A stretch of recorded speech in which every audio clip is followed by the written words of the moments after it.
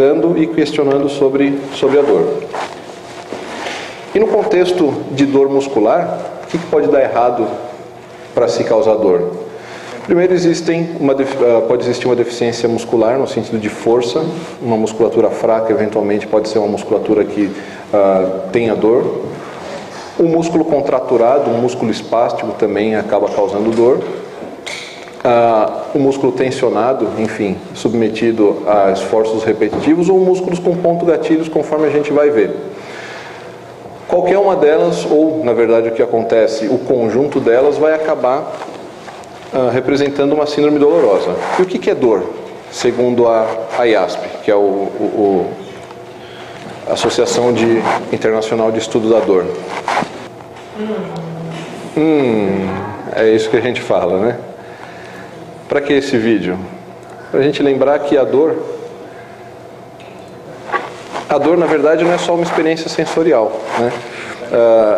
É uma experiência emocional também. A gente quase que sentiu a dor desse tenista só vendo o tornozelo do cara virar.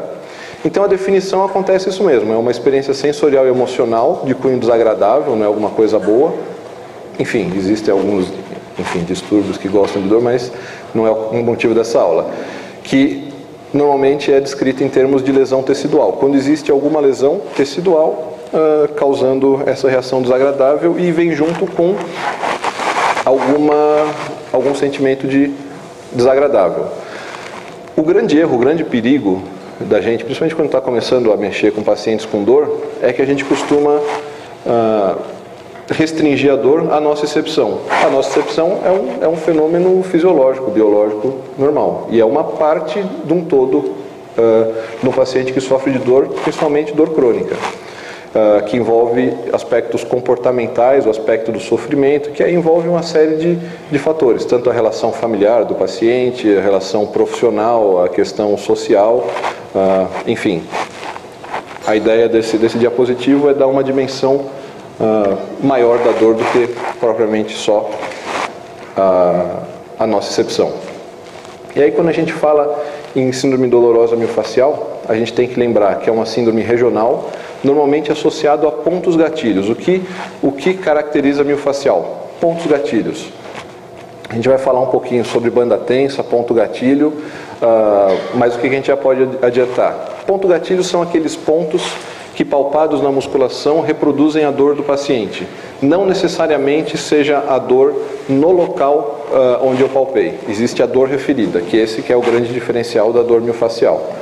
A banda tensa é a reação muscular, no sentido de enrijecimento muscular, criando realmente uma banda tensa que contém esse ponto gatilho que a gente consegue palpar. E no exame físico a gente vai buscar, através dessa palpação, conforme a gente vai falar daqui a pouco, reproduzir essa queixa, a queixa dos pacientes. Então, são esses pontos esqueléticos que a gente vai palpar através da pele. Oi? O que foi? Sobe o... Esse microfone? Aqui, tá bom? A gente vai sentir esses nódulos, essas bandas de tensão. Vai existir uma dor, a compressão do local, e essa dor pode desencadear uma dor que a gente chama de dor referida, que não é no ponto. Por exemplo, eu não sei se vocês já tiveram a oportunidade de ver um paciente que tem uma dor, um trapézio ativado, aqui no caso do trapézio superior, e aí ao palpar pontos do trapézio, o paciente se queixa de uma dor temporal. Isso é bem comum. Ou paciente que tem uma dor em glúteo médio, você palpa o glúteo médio e ela irradia para o sacro, ou irradia para membro inferior. Isso é o chamado síndrome dolorosa miofascial. E normalmente ela vem junto com uma disfunção motora, claro. Um músculo dolorido é um músculo que vai ter problemas quanto à sua funcionalidade, quanto à sua função, e alguns fenômenos autonômicos, como hiperemia local, por vezes até alteração da característica da pele, aquele aspecto de casca de laranja, enfim, microedemas que são visíveis e são bem perceptíveis. Vale a pena aqui a gente falar um pouquinho sobre esse livro, que é um clássico, Travell e Simons, que basicamente foram as pessoas que, os médicos que, o médico e a médica que descreveu a síndrome dolorosa miofascial. existem 2 livros, membro superior e membro inferior, que é muito interessante para quem se interessa olhar, porque basicamente tem os mapas e, além de ser um atlas muito interessante de anatomia muscular, a movimentação de músculo, posicionamento para se alongar, enfim, tem tudo dessa parte miofascial muscular. E a parte interessante dessa questão do livro é como que eles chegaram a esses padrões, né? Como que foi descrito. Na verdade, foi com um grupo de residentes voluntários, alunos como vocês, em que os professores, né, Travell e Simons, aplicavam água destilada, e a gente sabe que a água no músculo é irritante. E aí o aluno descrevia qual era o padrão de dor que ele sentia, com várias pessoas. E aí eles foram descrevendo os padrões de radiação muscular e descrevendo os ponto-gatilhos músculo a músculo. Muito bem. Então, qual que é a diferença de banda tensa e de ponto-gatilho? Na verdade, ponto doloroso e ponto-gatilho seria a tradução. Dependendo do livro que você vai estudar em português, isso é uma confusão tremenda. Mas para a gente vai falar de ponto doloroso e ponto-gatilho. Ponto doloroso é aquele ponto que a gente encontra em meio ao ventre muscular, como o músculo empedrado popularmente, como o pessoal fala. E ao palpar, você sente uma banda tensa que contém esse ponto, e quando você comprime esse músculo, esse ponto, você sente a dor no local. É o famoso, onde que está a dor? Está na ponta do meu dedo? É, doutor, está na ponta do seu dedo, onde você aperta. Esse é o ponto doloroso. E o ponto gatilho? O ponto gatilho você também vai palpar uma banda tensa no ventre muscular, só que o ponto gatilho ele costuma ser menor do que o ponto doloroso, e quando pressionado ele vai representar uma dor, ele vai desencadear uma dor referida, uma dor à distância, como naquele exemplo anterior. A dor no ponto gatilho no trapézio, quando você aperta, desencadeia uma dor temporal. Aí vale a pena a gente falar um pouquinho sobre o estudo de pontos gatilhos. Aqui é um estudo até que relativamente recente, 2005, um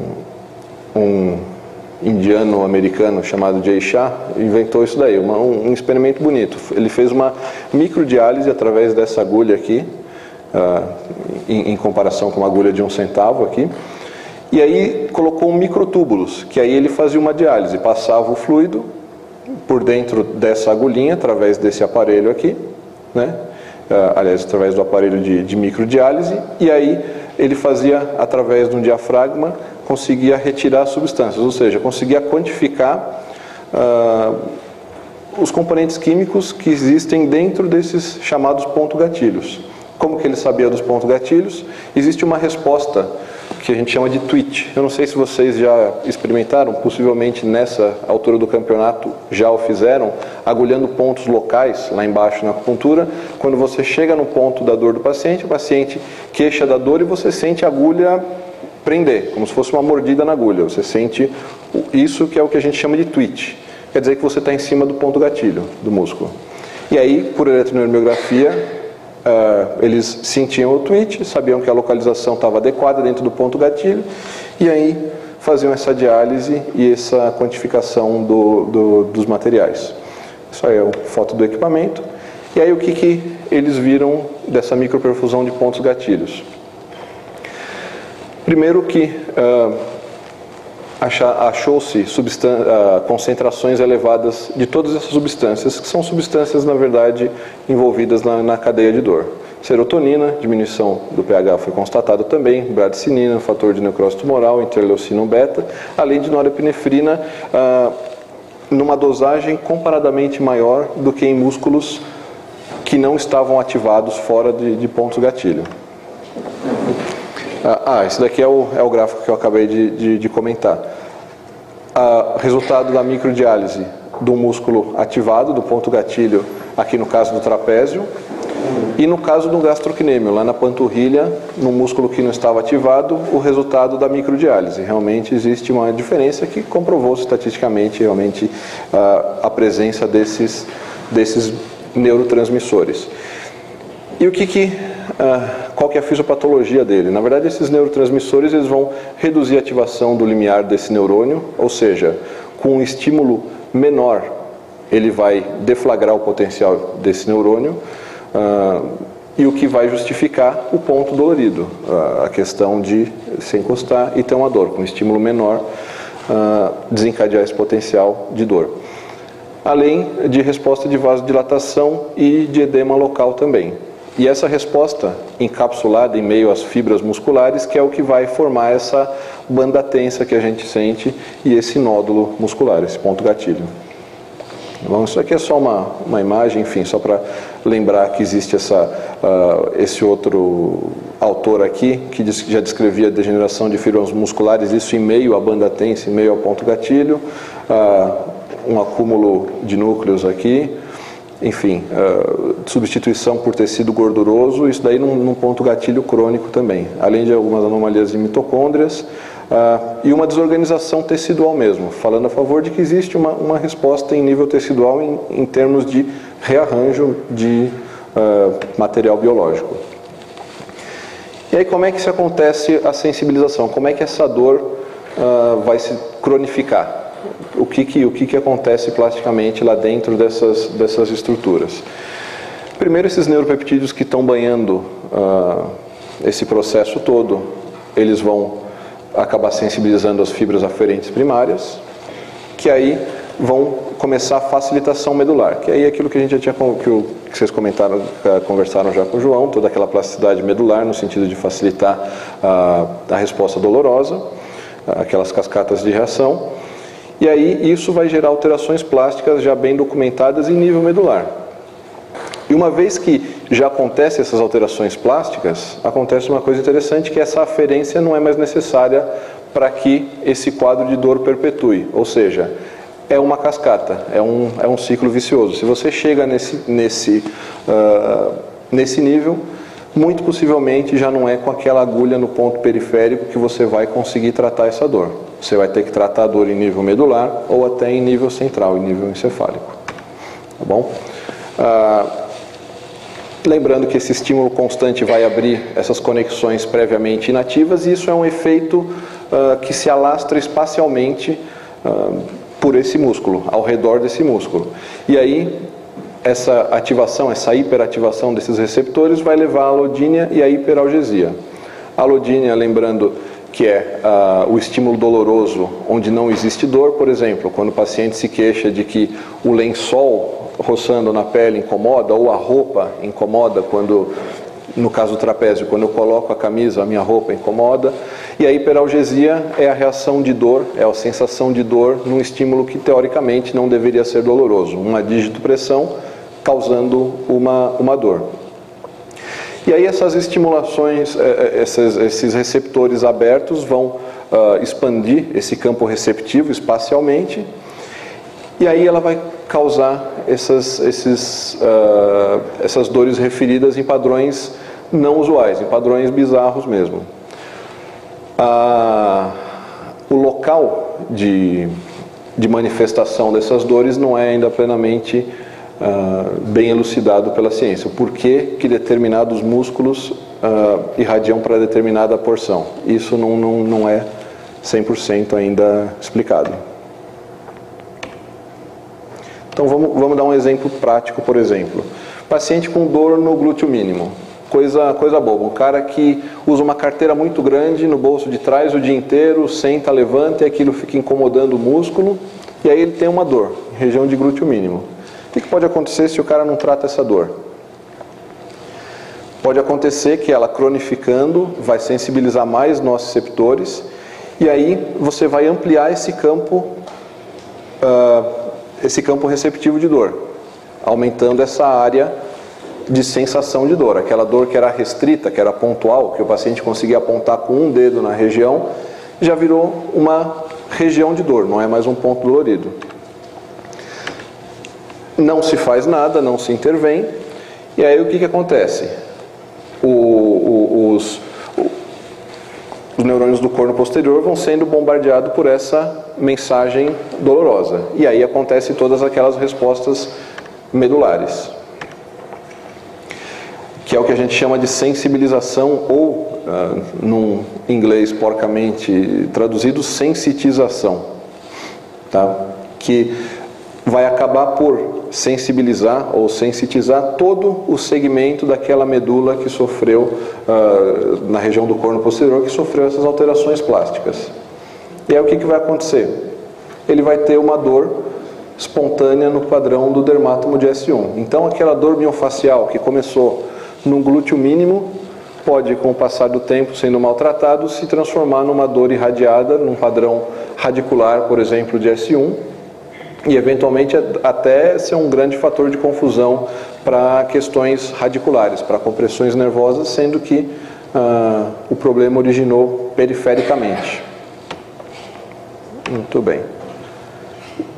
E aí, em casos mais graves, avançados, se você não faz nada para tratar e a dor vai se perpetuando, pode, em alguns pacientes, hoje acredita-se em predisposição genética, que venha a desenvolver aquilo que a gente chama de hiperalgesia talâmica, ou dor talâmica, que é uma dor de origem central de dificílimo controle. E aí, vale aquela máxima de que a aferência já não é mais tão importante, a dor muscular já não é mais tão importante.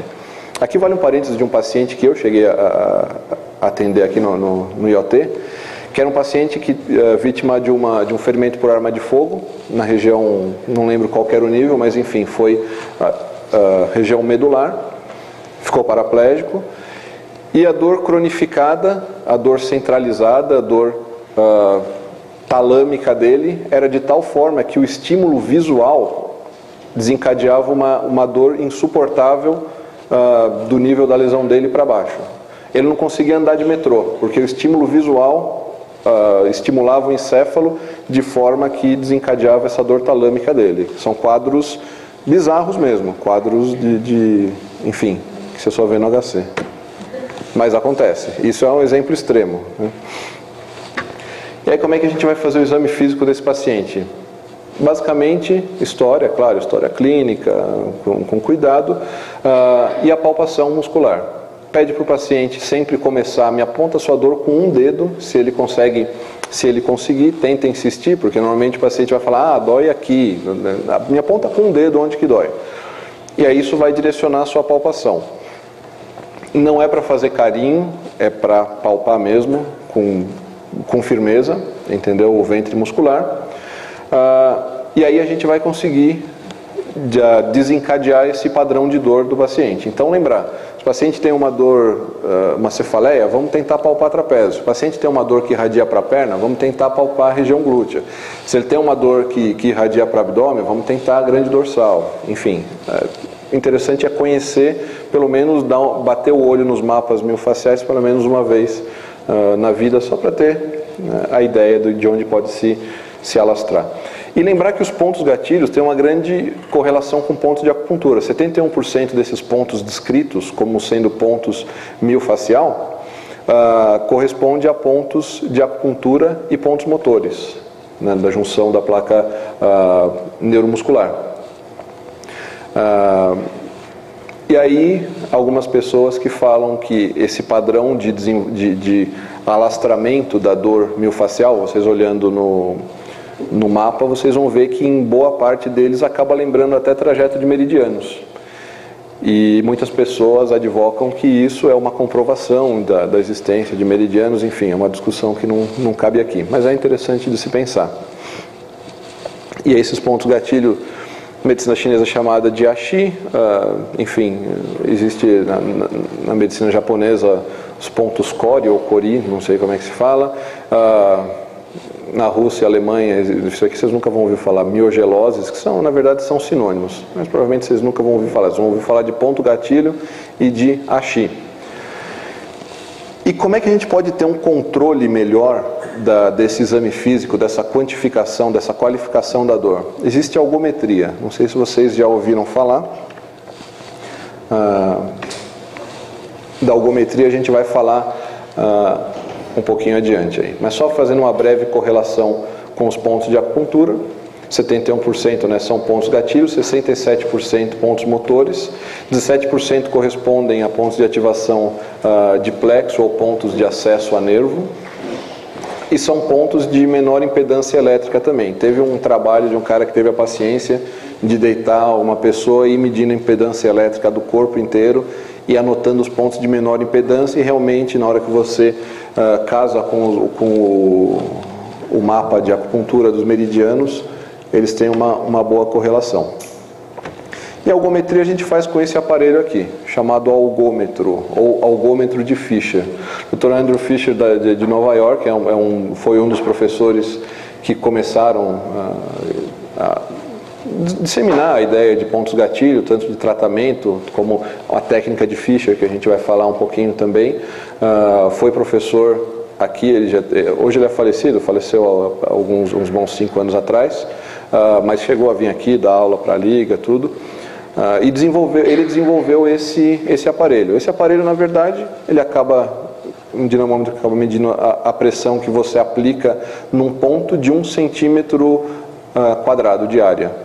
Então você consegue quantificar, é aqui que é o seu ponto? Vamos ver, começa a falar quando te incomoda. Você faz uma pressão constante, na hora que a pessoa reclama de dor, você para, e aí o ponteiro dele não retorna, ou seja, você tem o controle de quanto que essa pessoa consegue aguentar de dor. Isso é interessante para você ter a quantificação pré e pós-tratamento, na clínica ou em estudos científicos que possam ser reprodutíveis, para você ter alguma coisa palpável para você falar a mesma linguagem com seus pares e conseguir comprovar eventualmente técnicas terapêuticas, porque não adianta eu falar, o meu paciente falou que tinha dor e agora a dor melhorou. Melhorou quanto? E em que regiões? O algômetro ele vem justamente para responder essas perguntas de forma o mais objetiva possível. Então é importante, de novo, volto a salientar o conhecimento da anatomia, o conhecimento anátomo-funcional, principalmente da parte muscular, e esses padrões de dor referida. E o que normalmente começa uma síndrome miofascial? Primeiro e campeão de audiência é o estresse mecânico, sobrecarga, seja ela por movimentação repetitiva, excesso de peso peso corpóreo ou excesso de peso que a pessoa carrega, excesso de atividade física que tenha sobrecarga, do tipo corrida, do tipo motociclismo, esse tipo de coisa. O estresse mecânico ocasionado por alguma pancada, por exemplo, pode desencadear uma miofascial. Mas o que a gente mais vê mesmo é a questão da tensão aliada a algum fator predisponente físico, do tipo uma diferença de comprimento de membros inferiores, uma alteração postural, uma estação de trabalho ergonomicamente inadequada. Isso acaba sendo as principais causas. Ou movimentação repetitiva, no caso dos pacientes que a gente vê aqui, com trabalho braçal, às vezes são empregadas ou trabalhadores braçais mesmo, que acabam tendo esse tipo de problema. Lembrar também do aspecto emocional, também o estresse, a falta de sono, também contribuem bastante para o aparecimento da síndrome miofascial. Alguns, só para a gente elucidar um pouquinho, uma dismetria de membros inferiores, tanto desse menino quanto dessa senhora, a gente consegue ver o desalinhamento das cristas ilíacas, uma bengala totalmente inadequada para a altura, né? Vocês sabem que a bengala ela tem que ficar na altura do trocânter da pessoa, que é a altura adequada. Provavelmente é uma pessoa que vai ter dor, não tenho a menor dúvida. Tem motivos para aparecer dor e para se perpetuar dor também. Da mesma forma, quando a criança tem uma escoliose congênita, né? Isso acaba desestruturando toda a questão postural da criança e submetendo a musculatura em pressões desiguais, né? Axialmente a pressão da pessoa é distribuída de forma desigual. Postura no sono também é um fator importante da gente lembrar. Aquela pessoa que dorme tudo enrolada, né? No caso aqui, esse aqui é retirado do livro da Travell.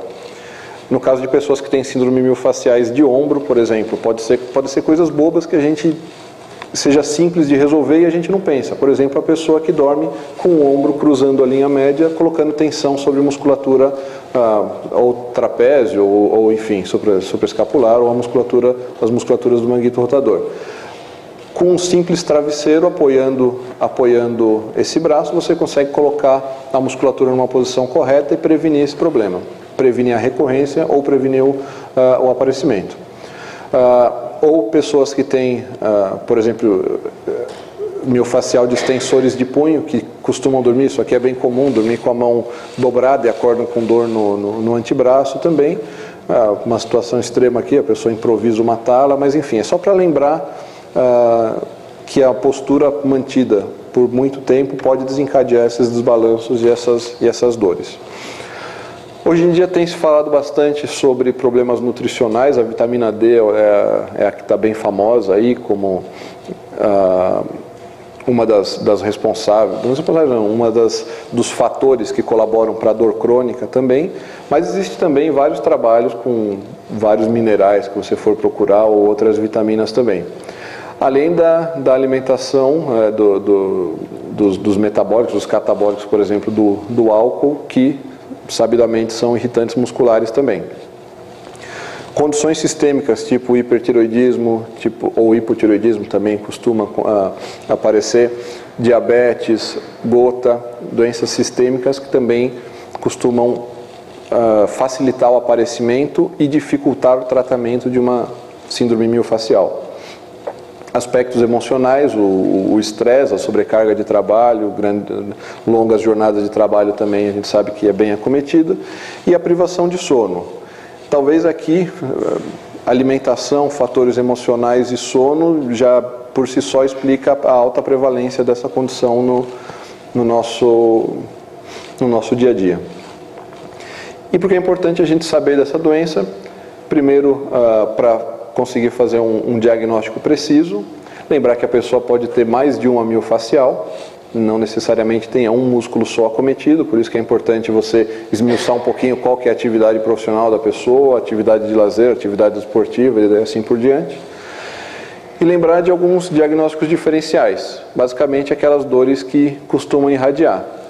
As radiculopatias, as compressões nervosas, com certeza, tendinites que também costumam dar dor não só ao longo do tendão como no ventre muscular, além de algumas fraturas por estresse, normalmente as fraturas de membro inferior, aquela famosa canelite do corredor, por vezes não é canelite, por vezes é miofascial, de tibial, além de dores viscerais, que podem também ter comprometimento, por exemplo, uma dor pancreática que vai lhe dar uma dor em faixa e assim por diante. Lembrar de dor de vesícula, lembrar de dor cardíaca com uma possível irradiação para membro superior esquerdo também. Como é que a gente trata? Bom, a gente está no curso de acupuntura, vamos tratar com agulha, né? É o único jeito de tratar? Não.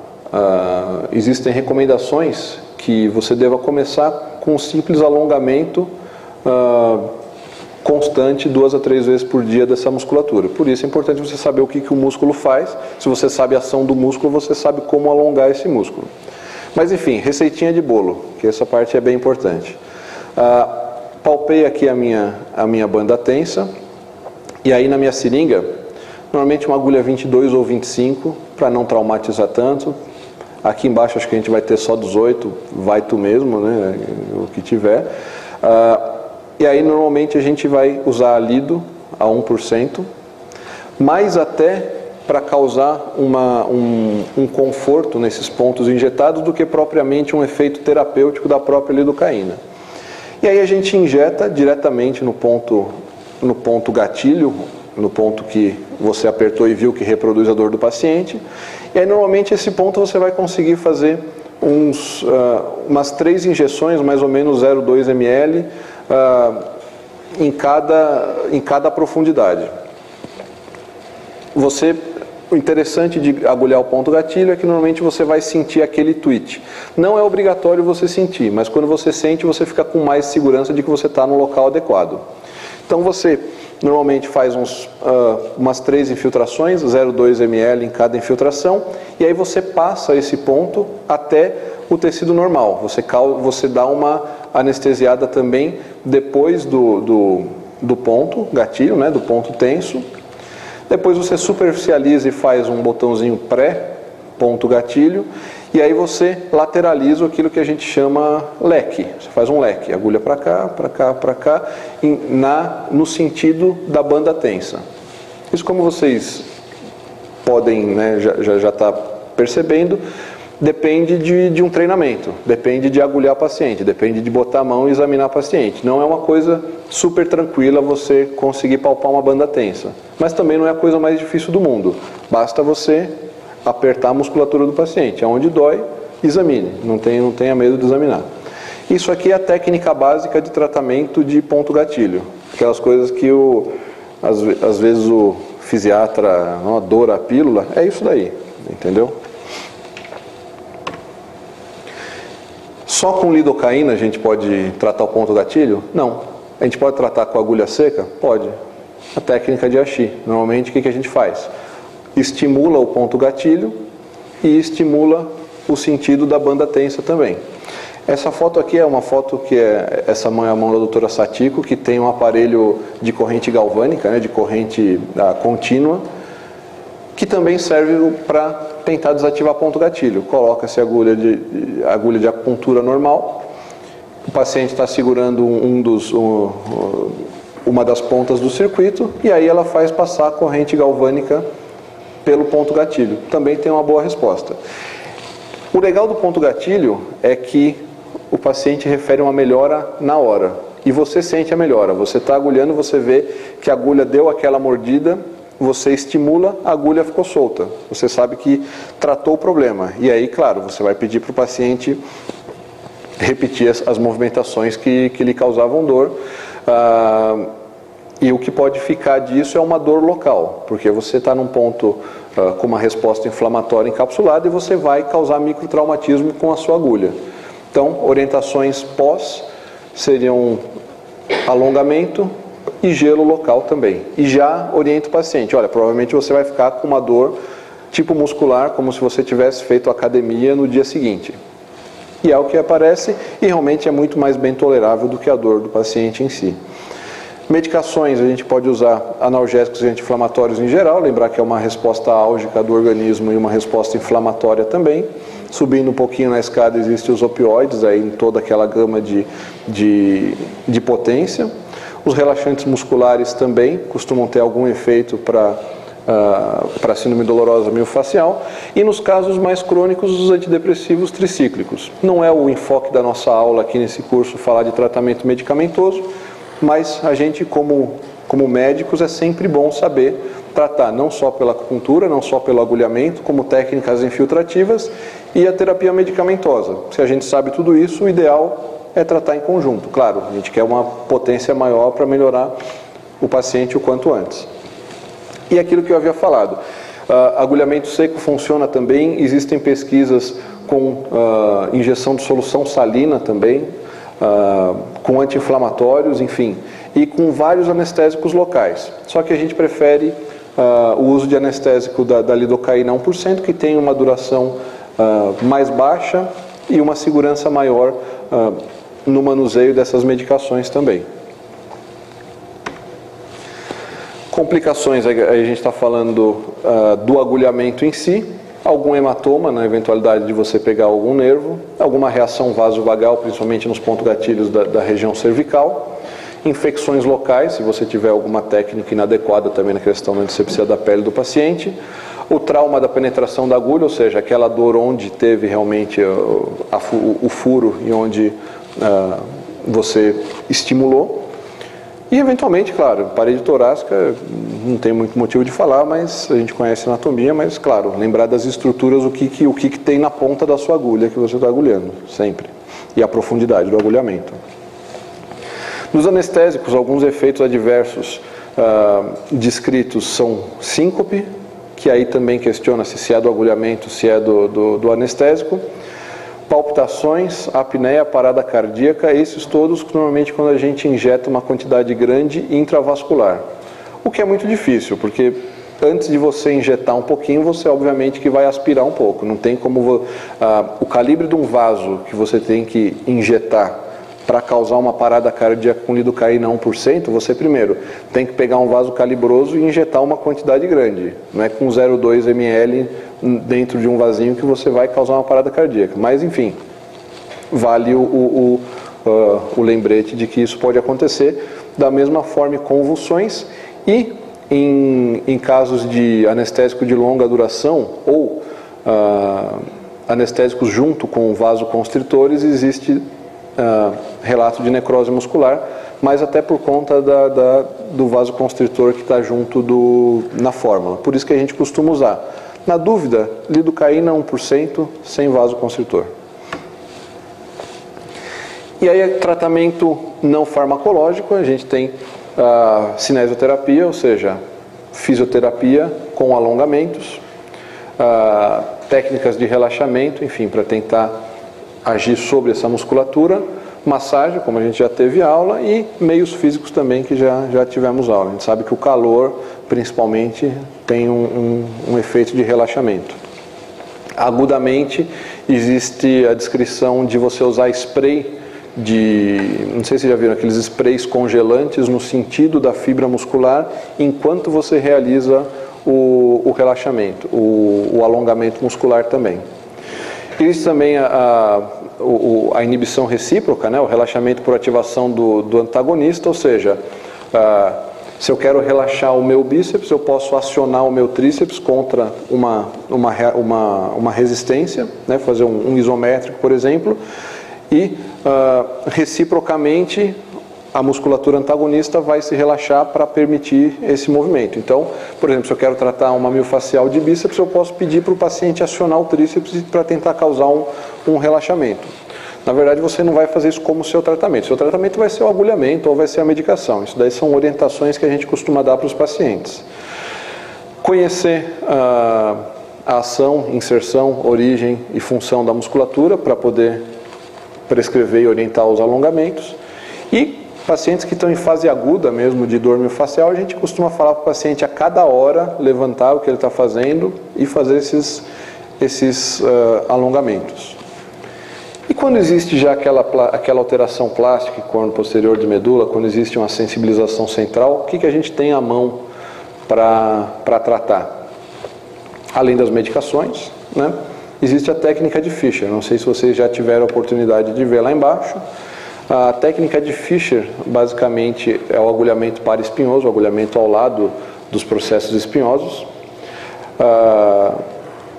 Em acupuntura é chamado de técnica de Diade, que é agulhamento paraespinhoso. Normalmente o Diade fala-se abaixo de T1, mas enfim, aqui a gente generaliza como agulhamento paraespinhoso mesmo.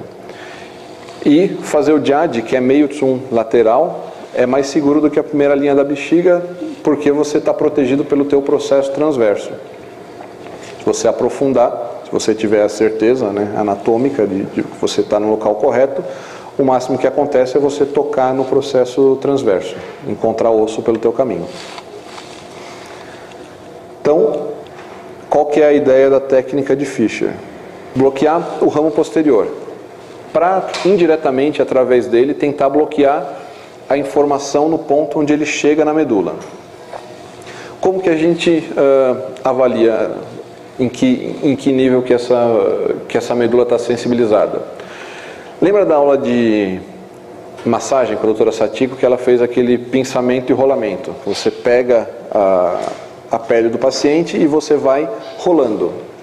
Em pacientes que têm miofascial, você vai reconhecer muito nitidamente um nível de hiperalgesia e que vão ter alterações tróficas, do tipo alteração de coloração, microedema, e aí você indiretamente sabe que aquele é o local de hiperalgesia, o seu local, o seu foco de tratamento, naquele nível.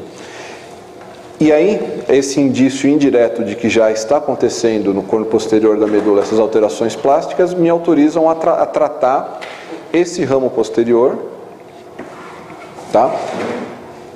Para tentar, através dele, fazer uma neuromodulação dessa raiz nervosa que está chegando na minha medula. Então, qual que é a ideia? Lateralmente, bom, o impulso está chegando, lateralmente ao processo espinhoso, eu vou colocar minha agulha e vou banhar de anestésico esse espaço paravertebral com a lógica de bloquear esse ramo primário posterior aqui, tá bom? E com isso, tentar competir com esse estímulo nociceptivo, esse estímulo que já não depende mais de uma deflagração tátil ou dolorosa, e tentar, vamos dizer assim, reinicializar a resposta na medula, tá bom? Essa que é a lógica do tratamento de Fischer. Lembrar que é um tratamento para espinhoso, lembrar das estruturas nobres que a gente tem perto da espinha, então conhecimento de anatomia é importante, principalmente a região cervical, lembrar que bloqueios mais altos, nível de C2, tem aquela emergência das artérias vertebrais, e acreditem, você não vai querer uma agulha dentro de uma artéria vertebral, você não precisa disso. Então, resumindo, a formação dos pontos gatilho, a formação da síndrome dolorosa miofascial é algo multifatorial, que aí vai envolver tanto a questão de estresse, tensão, a questão psicológica, aspectos do sono, microtraumatismos que se repetem, lesões por esforço repetitivo, eventualmente traumatismos de maior magnitude, de maior energia também. Uma deficiência muscular, pode se aparecer um ponto gatilho por conta de uma fraqueza excessiva de determinada musculatura. E mais, para aquelas pessoas que vão em academia e que fortalecem a musculatura, não estão isentas de síndrome miofascial, por conta de um possível desequilíbrio. Se você, por exemplo, fortalece muito o peitoral em detrimento de musculatura dorsal, você tem uma grande chance de desenvolver uma miofascial de musculatura dorsal. Além de fatores sistêmicos, como a gente já citou, algumas doenças, questões neurológicas, aí podem ser alterações tanto sistêmicas neurológicas ou pontuais, pacientes que já têm cirurgias, manipulações neurológicas, normalmente em nível de coluna, também acabam sendo mais suscetíveis, assim como os pós-operatórios, que existe, claro, uma manipulação cirúrgica, uma manipulação por vias de acesso normalmente, que acabam transpassando e lesando fibras musculares. E aí o plano de tratamento dessa síndrome dolorosa miofascial, inevitavelmente, tem que evitar que o paciente fique deitado, parado. O imobilismo é muito ruim, porque você sabe que 3 dias parado na cama você já está perdendo massa muscular. Então, a pior ideia é o paciente que tem dor ficar parado na cama. Isso é um conceito que já caiu por terra, um conceito de 20, 30 anos atrás. Hoje em dia a gente não manda o paciente guardar repouso. O tratamento local é importante, né, da musculatura desse espasmo. Avaliar tanto a tensão muscular, avaliar as atividades que estão desencadeando essa tensão muscular, uma eventual fraqueza, uma insuficiência da musculatura, com testes específicos. No nosso exame físico a gente consegue avaliar isso com tranquilidade. Verificar os pontos gatilhos, lembrar que pode ser que exista mais do que um, pode ser vários pontos gatilhos concomitantes. E, uma vez tratado com essas técnicas, lembrar de tentar prevenir a recorrência. Como? Mudando a atividade, fortalecendo a musculatura que está fraca, corrigindo eventuais vícios na hora de dormir, enfim. Queria só falar uma palavrinha que muitas vezes eu acabei colocando esse diapositivo, porque pessoas confundem miofascial e fibromialgia, é a mesma coisa, não é? Então, basicamente, a aula não compreende, claro, falar sobre fibromialgia, seria uma aula à parte, mas normalmente miofascial, ela é uma síndrome regional, enquanto a fibromialgia é generalizada, é uma dor muscular mais generalizada. Miofascial pode ser regional ou regionais, né, se tiver mais de um ponto gatilho. A fibromialgia dificilmente vai ter um ponto gatilho. Pode ser que tenha miofascial na fibromialgia? Pode.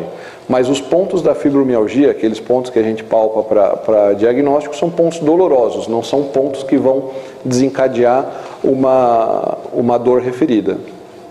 A miofascial pode ser tanto aguda quanto crônica, ela pode se cronificar. A fibromialgia inevitavelmente vai ser crônica, até porque o paciente com fibromialgia já passou por toda sorte de médicos até então, tentando tratar a parte muscular, normalmente essa que é a história. A miofascial tem um tratamento relativamente tranquilo, uma vez que você diagnostica com certeza e trata precisamente a musculatura, enquanto a fibromialgia, mesmo tratamento multiprofissional, enfim, com medicações, terapias físicas, tem um prognóstico reservado, é uma doença que se cronifica com várias recaídas. E isso faz com que a fibromialgia eu tenho que abordar amplamente, tanto aspectos cognitivos, quanto a parte medicamentosa, quanto a atividade física. E a miofascial a gente fica mais tranquilo, que a gente consegue abordar mais localizadamente o ponto gatilho em si. Isso daqui só um mapinha, que só vale passar rapidamente. Isso daqui é retirado do livro do Travell mesmo, para mostrar os pontos gatilhos, como podem ser realmente a dor referida à distância, base de crânio, região temporal, como a gente havia visto, musculatura da região posterior irradiando, de ombro irradiando para membro superior também, a gente costuma ver bastante. A miofascial de esternocleido a gente costuma ver também com certa frequência, irradiando para a região supraorbitária. Então, lembrar das cefaleias supraorbitárias, dá uma pesquisada no esternocleido, ver se tem uma dor à palpação, e agulha o esternocleido também. A gente já tem tranquilidade na técnica o suficiente a essa altura para poder agulhar o esternocleido também. Também, quando tem miofascial, pode dar tontura, vertigem, simular até um quadro de labirintite também. Enfim, algumas musculaturas aí, vamos ver.